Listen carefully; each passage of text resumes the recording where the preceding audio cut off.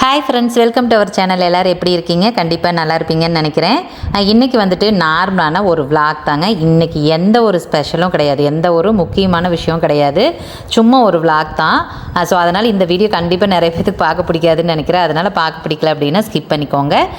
So பார்க்க பிடிக்கிறவங்க, நான் சொல்கிற விஷயங்கள், நான் பேசுகிறத கேட்க பிடிக்கிறவங்க தாராளமாக இதை வந்து பார்க்க கண்டினியூ பண்ணலாம். ஸோ இன்றைக்கி என்ன அப்படின்னா, இது வந்து வெள்ளிக்கிழமை எடுத்த விளாக்குங்க. அது ஆக்சுவலாக இப்போல்லாம் நான் தான் முன்னாடியே சொன்னேன், கட்டிங் எல்லாம் நிறைய போட்டாச்சு, எனக்கு என்ன போடுறதுனே தெரியல, அதனால் விளாக் தான் நிறைய எடுத்திருக்கேன், எடுக்க போகிறேன் அப்படின்னு சொல்லியிருந்தேன் நினைக்கிறேன். ஸோ அந்த மாதிரி விளாக் தான் எடுத்திருக்கேன். அப்புறம் எப்பாவது ஒரு கட்டிங் எனக்கு இது வேணும்னு தோணுச்சுன்னா, இல்லை யாராவது கேட்டிருக்கிறது அந்த சைஸ்க்கு நான் ஏதாவது ப்ளவுஸ் கட் பண்ணேன் அப்படின்னா அதையும் நான் எடுத்து வச்சுருக்கேன். ஒன்றோ ரெண்டோ தான் இருக்குது. ஸோ அதனால் இது வந்துட்டு விளாக் தான். அதனால் சரி இதை போட்டுருவோம், அது நாளைக்கு எடிட் பண்ணி போட்டுக்கலாம் அப்படின்னு சொல்லிட்டு இதை எடிட் பண்ணியிருக்கேன். ஸோ இன்றைக்கி பாருங்கள், நம்ம ஒரு கஸ்டமர் வந்துட்டு வந்திருப்பாங்க, ஒரு கஸ்டமர் வந்து வந்திருப்பாங்க ப்ளவுஸ் வந்து போட்டு பார்க்குறதுக்காக. ஸோ இது பின்னாடி வரும், அந்த இது வந்து பின்னாடி வரும். ஸோ அவங்க போட்டு பார்க்குற பாருங்கள், நான் உள்ளே போய் செக் பண்ணிவிட்டு வருவேன். வந்த உடனேயுமே வந்துட்டு அவங்க என்ன ஆல்ட்ரு கேட்டாங்களோ அதை வந்துட்டு டக்கு நான் வந்துட்டு நோட்டில் வந்து ஆல்ட்ரு பண்ணி வச்சுருவேன். ஏன்னா அதுக்கப்புறம் அவங்க போனதுக்கப்புறமோ இல்லை மறுபடியும் யோசிக்கிறப்போ கண்டிப்பாக மறந்துடும். ஸோ அதனால் நான் கண்டிப்பாக அது வந்துட்டு அப்போவே மாற்றி வச்சுருவேன். இந்த கஸ்டமருக்கு வேறு ஒன்றுமே இல்லை, எல்லாமே கரெக்டாக இருந்துச்சு. அவங்க கழுத்து மட்டும் இன்னும் கொஞ்சம் கிட்ட இருக்கணும் அப்படின்னு கேட்டிருந்தாங்க. அது ஒன்று தான். ஸோ அதனால் அவங்களுக்கு வந்து சரி அவங்க என்ன கேட்டாங்களோ அதை வந்து நோட் பண்ணி வச்சிடலாம் அப்படின்னு சொல்லிட்டு நோட் பண்ணி வச்சுருந்தேன். ஸோ இன்றைக்கி இப்போது நிறைய பேர் வந்து எங்கிட்ட நிறைய எப்படி சொல்கிறதுனா கமெண்ட்டில் ஒன்று முன்னாடி கேட்டுட்டு இருந்தாங்க, இப்போ கூட அதிகம் கேட்குறது இல்லை.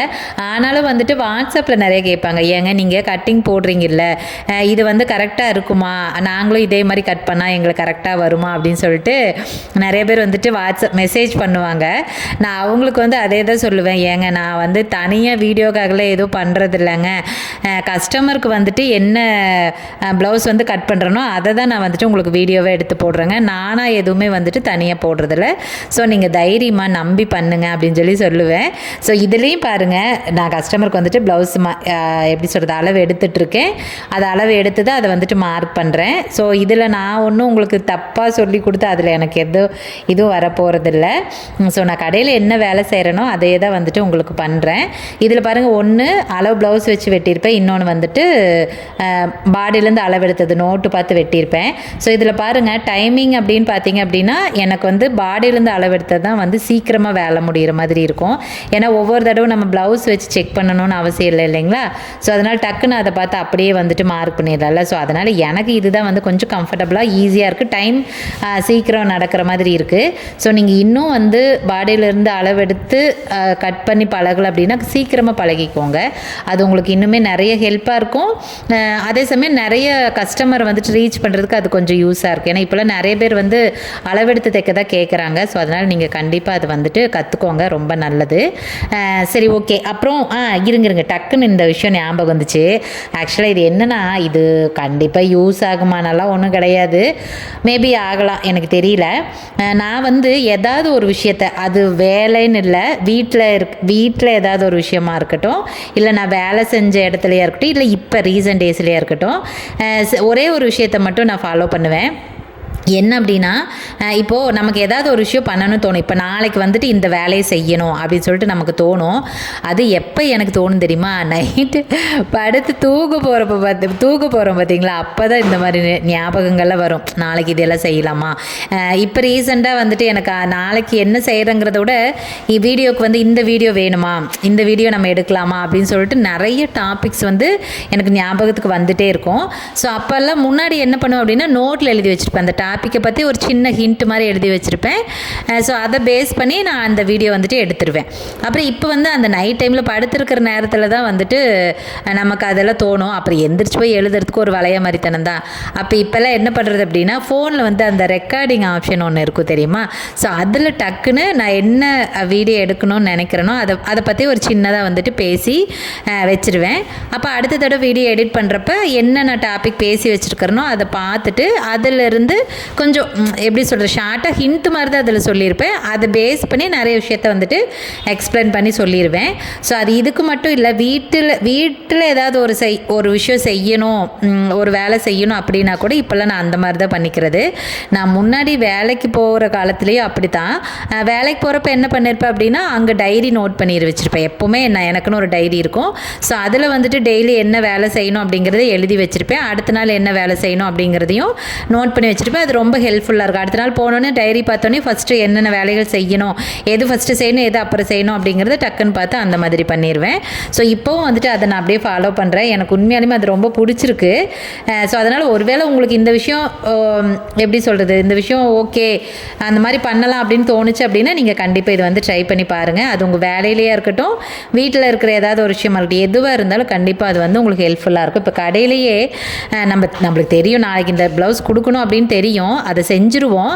இருந்தாலுமே ஏதாவது ஒரு விஷயம் முக்கியமாக தோன்ற விஷயத்த அப்போதைக்கு நமக்கு அதை நோட் பண்ண நேரம் இல்லை. இப்போ கடையில் செய்கிற விஷயத்த நம்ம வீட்டுக்கு வந்துட்டோம் அப்படின்னா அது எதில் நோட் பண்ணுறது? ஸோ அந்த மாதிரி சமயத்தில் நீங்கள் கண்டிப்பாக ஃபோனில் வந்துட்டு அந்த ரெக்கார்டிங் ஆப்ஷனில் யூஸ் பண்ணி நீங்கள் அதை ரெக்கார்ட் பண்ணி வச்சிட்டிங்க அப்படின்னா கண்டிப்பாக அது வந்து உங்களுக்கு ஹெல்ப்ஃபுல்லாக இருக்கும். ஸோ தெரியல இந்த விஷயம் உங்களுக்கு எவ்வளோ யூஸ் ஆகுதுன்னு தெரியல. மேபி உங்களுக்கு யூஸ் ஆச்சுன்னா இதை வந்து ட்ரை பண்ணி பாருங்கள். சரிங்களா? அப்புறம் பாருங்கள், நான் இப்போது கொஞ்ச நாளைக்கு முன்னாடி சொல்லியிருந்தேன் இல்லையா, ஒரு வாரத்துக்கு முன்னாடின்னு நினைக்கிறேன், சொல்லியிருந்தேன் இந்த மாதிரி ஒரு கஸ்டமரோட ப்ளவுஸ் வந்துட்டு 2 ப்ளவுஸ் ஸ்டிச் பண்ணியிருந்தோம். அதில் 2 ப்ளவுஸில் ஒரு ப்ளவுஸ் கரெக்டாக இருந்துச்சு, இன்னொரு ப்ளவுஸ் வந்துட்டு கொஞ்சம் ஃபிட்டிங் சரியாக இல்லை. ஸோ அது வந்து மெட்டீரியலோட குவாலிட்டி தான், நம்மளோட இது எதுவும் மிஸ்டேக் இல்லை, நான் 2ஐயும் ஒட்டுக்காக தான் போட்டு வெட்டியிருந்தேன் அப்படின்னு சொல்லியிருந்தேன் இல்லைங்களா. ஸோ அந்த ப்ளவுஸ் வந்துட்டு ஆல்ட்ரு பண்ணணும். ஸோ இப்போ இன்றைக்கி வந்து அதை பண்ணணும். அது உண்மையாலுமே நான் அதை எடுக்கணும்னு நினச்சேன். ஏன்னா நெக்கு வந்து ஆல்ட்ரு பண்ணியிருந்தோம். அதை நான் வந்து மோஸ்ட்லி இது வரைக்கும் நெக்கு ஆல்ட்ரு பண்ணின ஞாபகமே எனக்கு தெரிஞ்சு இல்லை. தெரியல, எனக்கு அப்படி பண்ணியிருக்கேன்னா மேபி பண்ணியிருந்துருக்கலாம், முன்னாடி ஏதாவது பண்ணியிருப்போமான்னு எனக்கு தெரியல, ஏதாவது இறக்கங்கீது கேட்டு அந்த மாதிரி பண்ணியிருப்பேன், எனக்கு சரியாக ஞாபகம் இல்லை.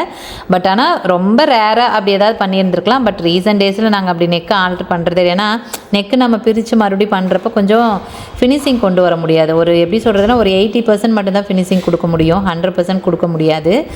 பட் இருந்தாலும் எனக்கே அதுக்கு பண்ணணும்னு தோணுச்சு. ஏன்னா அவங்க ப்ளவுஸ் போடுறப்ப அப்புறம் நான் தான் பார்த்தேன்னு சொன்னாலே எனக்கே தோணுச்சு, அதனால் பண்ணியிருந்தேன். ஸோ அது வந்து எப்படி பண்ணணும்னு உங்களுக்கு கண்டிப்பாக காட்டணும் அப்படின்னு நினச்சேன். ஆனால் டைம் இல்லை. நான் கட்டிங் போட்டுட்டு இருந்தேன்னா அண்ணா தான் வந்து அங்கே பிரித்து இது பண்ணிகிட்டு இருந்தாங்களா. ஸோ அதனால் எனக்கு அது எடுக்க முடியல. நான் இங்கே வேலை செஞ்சதுனால நான் கண்டிப்பாக அடுத்த தடவை போடுறேன். அப்படி இல்லைன்னா அடுத்த தடவை எனக்கு தெரிஞ்சு மறுபடி நெக்கெல்லாம் ஆல்ட்ரு பண்ணுவோமான்னு தெரியல. ஆனால் நான் இதுக்கு செப்ரேட்டாக வந்து எப்படி சொல்கிறது, அது பிரித்து உங்களுக்கு லைவ் அப்படி பண்ணி காட்ட முடியாது. ஏன்னா யாராவதுக்கு அப்படி இருந்தால் தானே பண்ண முடியும். ஸோ பண்ண முடியாது தான். ஆனாலும் வந்து எப்படி அதை வந்து ஆல்ட்ரு பண்ணலான்னு ஒரு ஐடியா கொடுக்குறேன். சரிங்களா? ஸோ அந்த ஐடியா கண்டிப்பாக உங்களுக்கு யூஸ்ஃபுல்லாக இருக்கும். உண்மையாலுமே இன்றைக்கி எடுக்கணும்னு நினச்சேங்க. அது கண்டிப்பாக அது என்னால் எடுக்க முடியாமல் போயிடுச்சு. அதுதான்.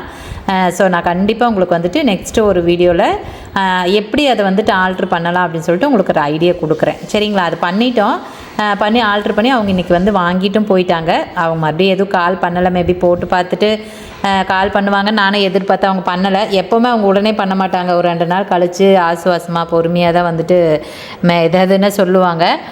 இல்லை அவங்க இந்த தடவை சொல்லாமே போயிடுவாங்களான்னு எனக்கு தெரியல. சரி பாப்பா, அது ஏதாவது சொன்னால் பார்த்துக்கலாம் என்னன்ட்டு நானும் உங்களுக்கு சொல்கிறேன்.